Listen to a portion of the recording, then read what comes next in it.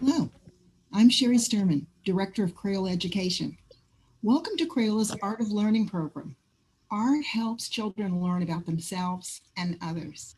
Art builds the lifelong skills of self-expression and a love of reading. Today we're going to talk about how kids learn through stories.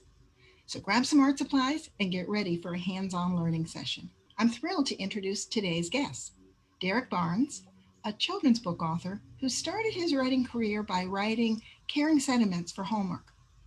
Derek, tell us about your journey as a writer from your early years as a student to the writing you did for Crayola's parent company, Hallmark, to now as an author of best-selling children's books. I fell in love with reading and I fell in love with words early on. My mother worked a lot. She worked like 2 jobs and she was only off on the weekend. So she would take me to our local library. It was like maybe 5 or 6 blocks away, put me in this radio flyer wagon, pulled me to the library on Saturday mornings. And I had to be about 4 or 5. And I would fill that wagon up, take it home, and in my closet in my bedroom I would tie a shoestring around a flashlight and hang it up in the closet, and I would put pillows in there and I was sitting there and read all afternoon. And man, I just fell in love with nonfiction books. I just love to have a ton of information to be able to prove how smart I was to my friends and everybody that lived on the block.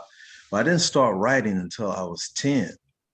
I was a big fan, became a big fan of hip hop music, became a big fan of the writers from the Harlem Renaissance. My teacher, Miss Shelby, shout out to Miss Shelby, Kansas City, Missouri School District, introduced me to a gentleman who has become my favorite writer of all time, Langston Hughes. And I remember writing my first short story. I had just finished watching Lady and the Tramp and 101 Dalmatians. And I wrote a story about these dogs traveling across the country looking for this magic bone. I was a very shy kid. So she allowed us to get up in front of the classroom to read our work. And it was my first time ever standing up in front of an audience and read my work. And my classmates loved it. They thought the action parts were very exciting. They thought the funny parts were really funny. And I've been writing ever since then. I was 10 years old. I'll be 46 on August the 9th. So I've been doing this for a while. I love that. Incredible how when we make kids feel like authors, it sticks with them. That's beautiful. Kristen, it's really exciting to introduce you. This is Kristen Walter. Really excited to have you with the program today. We have been dear friends and colleagues for decades. I have fond memories of our first meeting in DC when your school was being honored for its innovative practices.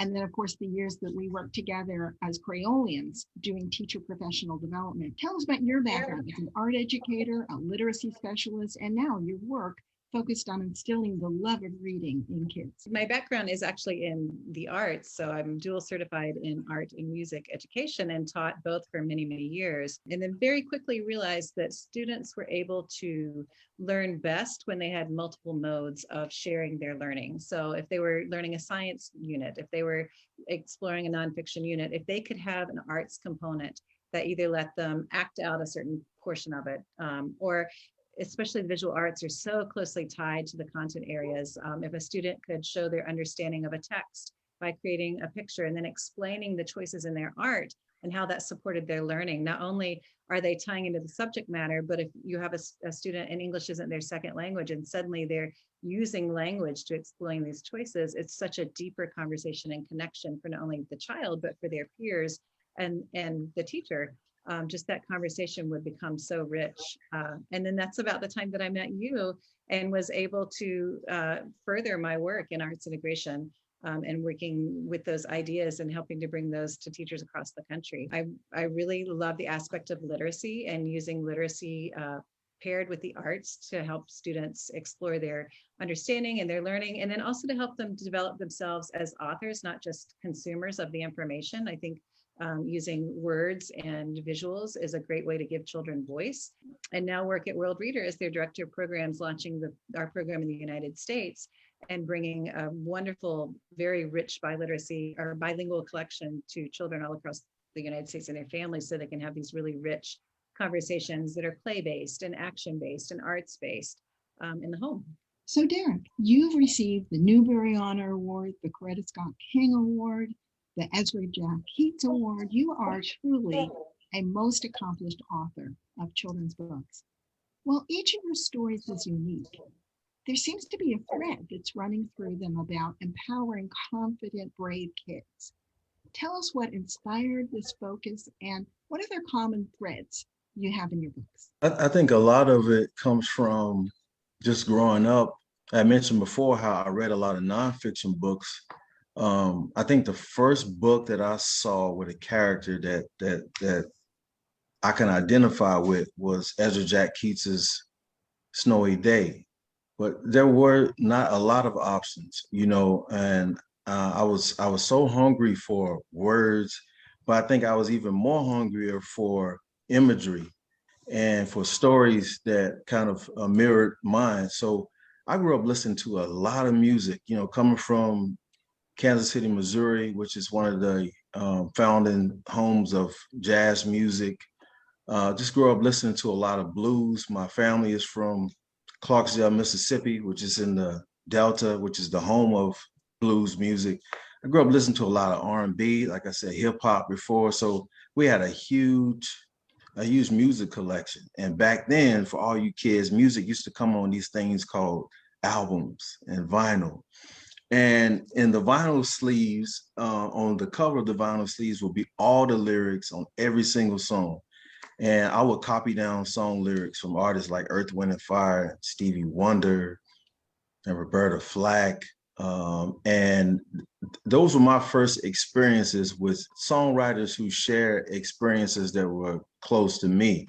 So now that I have an opportunity to create characters and write stories, I'm writing for that little boy that was me, who wished that I could have had stories that kind of reminded me of my family and reminded me of my neighborhood. I'm writing for my sons. We have 4 beautiful sons. I'm writing for every single Black and brown kid and every other child who may not live in a diverse area. And I realized that what we do and the books that we write may be someone's first experience with, a child of color. They may not have friends that may be Black or Latina, and I take that responsibility serious. And I really do my best to challenge a lot of stereotypes that may be, prevalent in pop culture. Again, mentioning we have 4 sons, 4 totally different personalities. And I want to represent every single child that I possibly can. Every child deserves to go into a bookstore or go into a library, and as soon as they walk in, see a book cover that they can identify with. What a lovely segue to your book, The King of Kindergarten. Please read the story. Our viewers are so eager to hear about this kindergartner's kingdom and his special first day at school. The King of Kindergarten, the little boy on the cover is actually one of the mighty Barnes brothers. It is the baby of the crew. This is my youngest son, Namdi. I based the story on him. He is 10 years old and he's going to the 5th grade. Man, time goes by so fast. But I posted a picture of him on Facebook on his first day of kindergarten. An editor got in contact with my agent and asked if I wouldn't mind writing a story about a brave and confident little boy going to school for the first time. And since I had done it for the 4th time, I was really experienced at it. So I said, why not? And Namdi posed for the cover. The amazing illustrator is Vanessa Brantley Newton. The King of Kindergarten. The morning sun blares through your window like a million brass trumpets. It sits and shines behind your head like a crown. Mommy says that today you are going to be the king of kindergarten. You'll use a golden brush to clean ye royal chiclets. You'll wash your own face with a cloth bearing the family crest. You'll dress yourself neatly in hand-picked garments from the far-off villages of Osh and Kosh. Be gosh, you'll be ready to reign.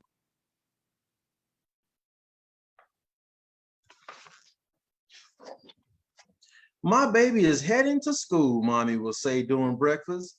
But you're not a baby. Could a baby wolf down a tower of pancakes the way that you can?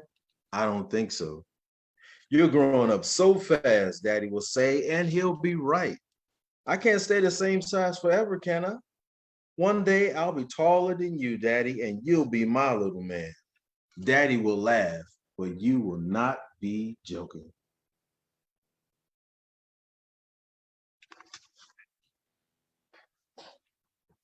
Then a big yellow carriage will deliver you to a grand fortress.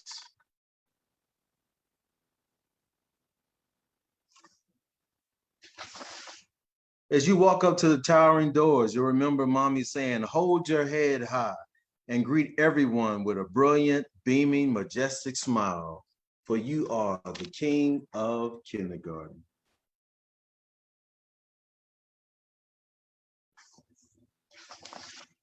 Your teacher will welcome you with a warm smile and a friendly good morning. She'll be delighted by how you recite your name with pride.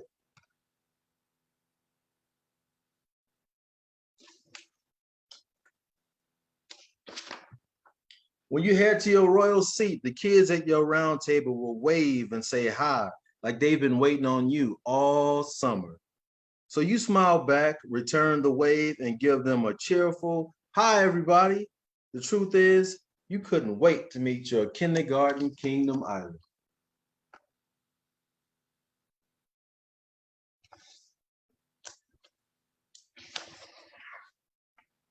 Your teacher will go over classroom rules, and you'll all discuss important matters such as shapes, the alphabet, and the never-ending mystery of numbers. She'll even read a book about trucks, trains, and tractors. Woo! Sounds like a lot, but you're the king of kindergarten. Piece of cake.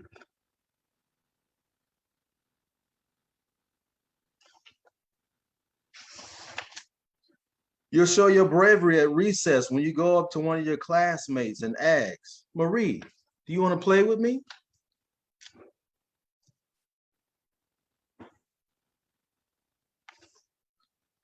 And not only will Marie say yes, but she'll lead the way in helping you save the kingdom by battling a fire-breathing dragon.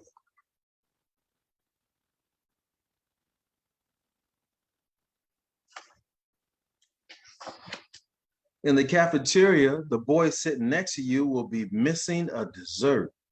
You'll have packed your favorite chocolate pudding with an extra cup just in case. So you'll say to him, want a pudding, Howie?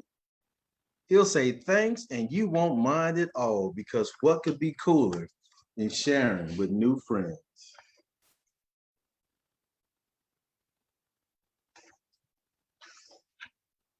After a royal rest, you'll arise to sing and dance and bop to a rhythmic beat and snacks.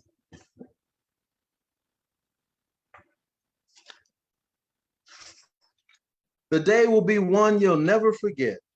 At the end of it, your teacher will wish you all a magnificent evening and bid you farewell until dawn.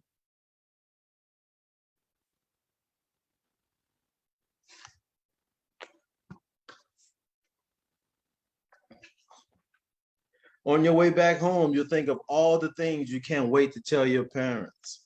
I made a bunch of new friends. My teacher is nice, and recess is the best thing ever.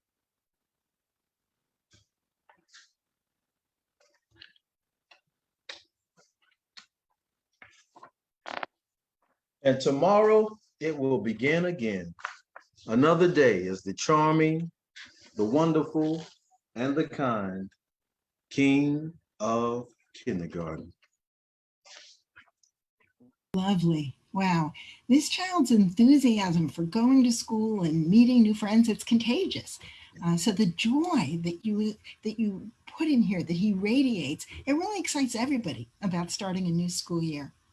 Derek, tell us about your intentional choice of words like grand fortress and brilliant majestic smile and kindergarten kingdom to radiate this kind of confidence and pride and energy. I have something called the Daddy Summer Get Right Camp. So before each of my sons went to kindergarten during the summer, I gathered a ton of material. So, read material, mathematics, science. I had a whole week mapped out for them. We went on field trips, and it was just in order to give them the kind of confidence they needed to head to school and not feel nervous from a academic standpoint, that they will feel confident enough to go in the classroom and accomplish anything that was thrown their way. Socially, I prepared them by memorizing poems and reciting them to our neighbors just to get over any kind of jitters that they may have had. And as far as the vocabulary, I always call them, I always call this a tribe, and this is like a kingdom. Since we have so many kids, it's like a little kingdom. So I call them the Mighty Barnes brothers, and I call my wife Queen, and I call them Princess. And so whenever they leave this house, I want them to carry themselves that way, to have respect for themselves, have respect for others, be kind, and you carry that invisible crown of all of those good things that I mentioned every single place that you go. I always tell them, you carry you everywhere you go, and you're taking our last name everywhere you go. So always present yourself with as much respect and respect others as much as you can. And that really comes through in the story. Your character is carrying that crown and that pride throughout. So, Kristen, Derek's book helps young kids feel really confident about starting school and embarking, of course, on this new journey. No matter how many years you've gone to school, every back to school is a new journey. Share with our viewers some tips for how to extend the great messages of confidence and adventure through art or drama after reading a story. I think when you pair play-based activities that are very steeped in drama or art, it's a great way for children to express not only their understanding of a text, but to create deeper connections through the activity or through the bonding that they're doing the activity with their caregiver or their teacher. It serves as a way for children to really explore new concepts, kind of like trying on new clothes or new ideas or new personalities, even. If they're, thinking of, I'm not going to be shy like the character was not shy in this story. Let's do an activity around that. So I think that's a really great way for children to lean into their natural tendency to explore different ideas and new concepts. Really great stories when you pair them with activities is a wonderful way to have difficult conversations. If you're having a child draw something, I would definitely pull it, especially based on Derek's book, pull it back to look at how warm the colors are in the background of the kindergarten classroom. And classrooms should be warm and welcoming for kindergartners, helps them feel like they belong. Look how strong and bold the colors and the lines are of the children and what they're wearing and when they're standing in the classroom, to show what great characters, strong characters they are, and how they're confidently going into this classroom. So I think it's the ability to take a great story and pair a story with the actions that allows the child to then imagine themselves in the story, or imagine themselves reacting to the story, or having a very rich conversation with their caregiver about what they would do in similar situations.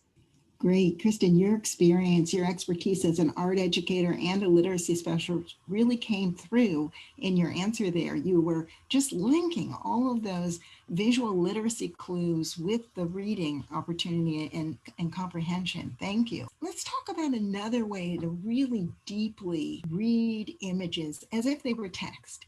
And when we work together, we often use the Crayola Seek tool to help emerging readers decode images as if they were reading text.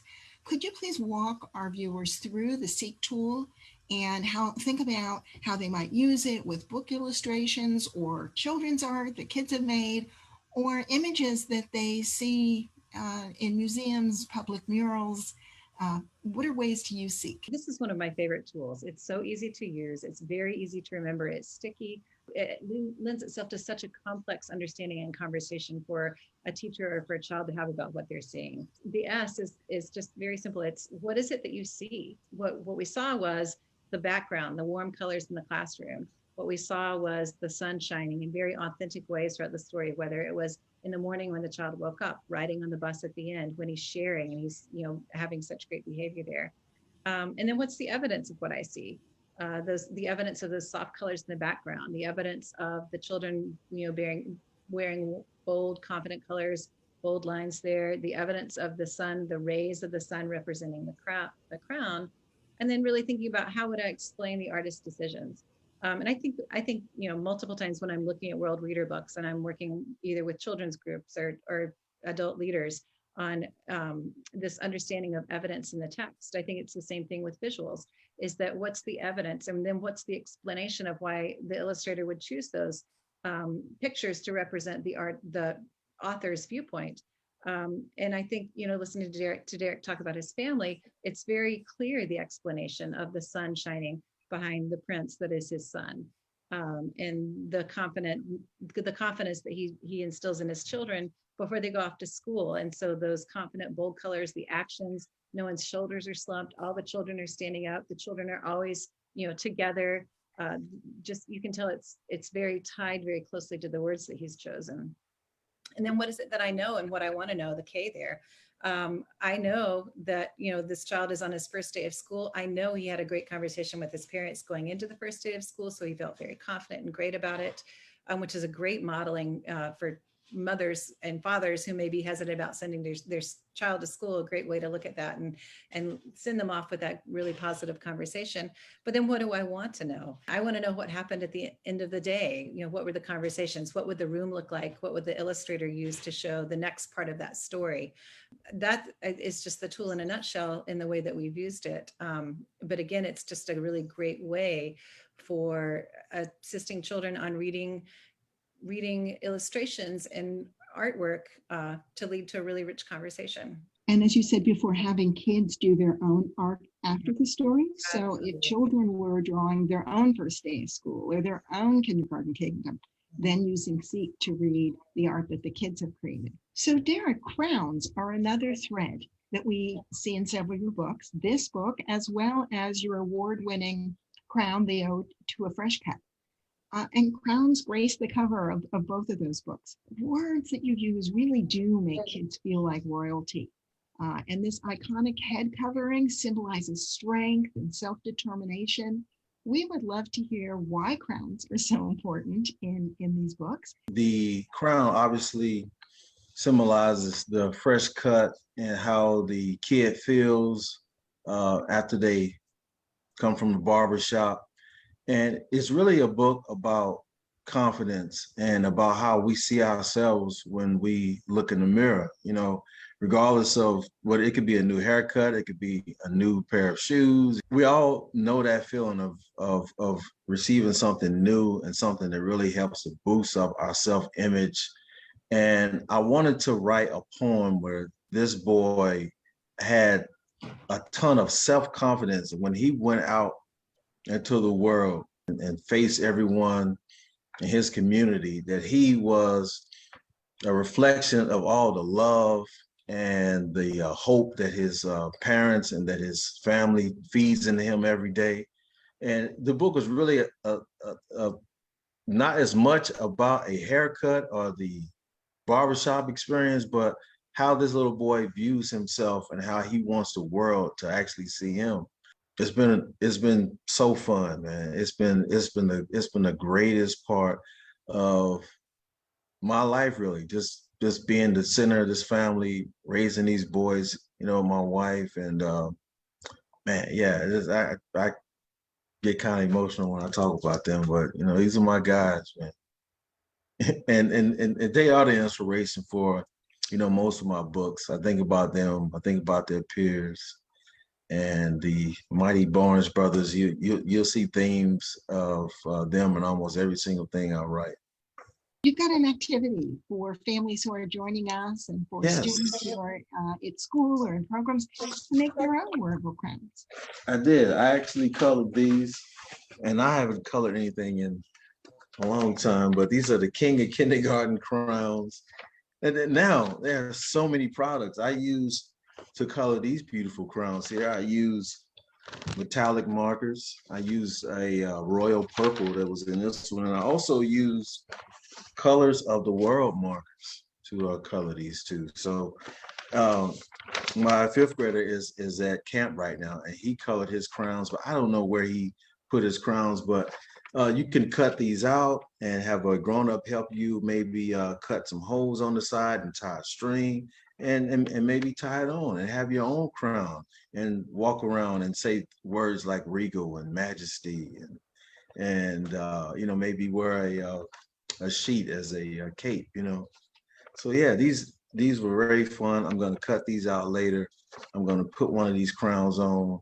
My head is probably too large, so I'll probably have to tape two of these together and put them on. But yes, beautiful crowns.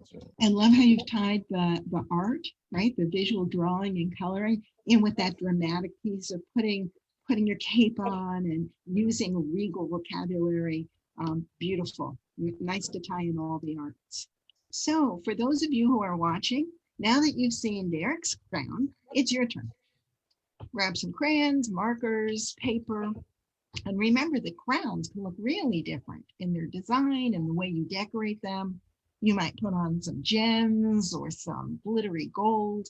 And what kind of visual symbols represent your interests? Because your crown could have some of your specialties, music notes, or some of the sport icons that you are interested in. Use shapes and patterns and lines and all different kinds of colors on your royal headdress. After this session, you'll have plenty of time to finish up your crowns and share them in the comment section of this video. We really look forward to seeing your special crown. Kristen, books do have a magical power to transport readers to new places and introduce them to new experiences. What are some practical tips that instill a love of reading in kids? Make reading an adventure. How can we make it a bonding experience? How can you have conversations that lead into social emotional learning about the characters that you see? Go outside, have a picnic, have a walk, sit down in the shade for a moment, do one of the play-based activities at the end of the book. Using multiple modalities. We very strongly believe in bilingualism, that children and families should have choice in the home of which language that they want to read in and have these rich discussions in. The same thing is with visual literacies. Can you look at wordless books and have a conversation around the book and reading behavior? Can you create stories to show a different character's perspective around the book? Creating your own book. So having the child and the parent sit together and write stories about what they see in the mirror, what a child sees in the mirror, what a child sees in their parent's face when they're looking back to them, and then writing sentences about what you're good at, what you excel at, what you feel at certain times. Crayola, you have a really great personal identity narrative exercise around writing for children, and again is a really rich conversation. A lot of times I've seen that start with historical texts and looking at one person's narrative, but then how would it feel if you were the person in that story, or if you were this very tiny character? You know, if there's a large historical scene at the bottom of the picture, what if you were that person? What would your personal identity be through that scene in the story and through that scene in the art? And how would that change the narrative? I think there's a lot of talk around right now, especially about historical narratives and how perspective in historical narratives is incredibly important. This is a great time to have that conversation with children and thinking about all the people that are involved throughout history and what they were experiencing throughout history. Going back to Derrick's book, what if you were sitting beside the main character at that table and someone was sharing with you and he shared his snack with you? How would that make you feel? Is there a time that someone shared with something with you and made you feel that? That's a very simple personal narrative that a child can have that can then lead to a larger conversation. Great tips. Parents and teachers, lots of great ways for you to keep learning fun and colorful by visiting this resource page. And you're going to find a lot of ideas for storytelling and literacy skills. You can also sign up to receive the free Colorful Learning e-newsletters that Crayola can deliver to your email box every month. And it's a great way to be updated on our next Art of Learning program and other programs we have, the Read Along, Draw Along, Creativity Tips, and our new Creative Spa for Educators, which also pertains to parents who are Kids First teachers. So before we close this section, What last bit of advice would you like to share with children, families, and teachers? Parents, and to all the teachers out there, every single educator, I really appreciate you. Love you. Hope that you are doing well yourself. Take time out for yourselves. Much love to all of you guys. Kids, make sure you read as much as you can. Every single thing that you get your hands on, use that imagination, use that creativity that you have. You have a very unique personal story because there's only one you, and the ideas that you have and the creativity that you have belongs to you and no one else. So use it. And that means draw every chance you get. It doesn't matter if you don't think that you're a great artist, draw anyway, wherever comes to your mind. If you want to write down a story, write down poems, write down a letter to a friend or to someone that you love. Just express yourself every single day. Express yourself in any way that you seem possible.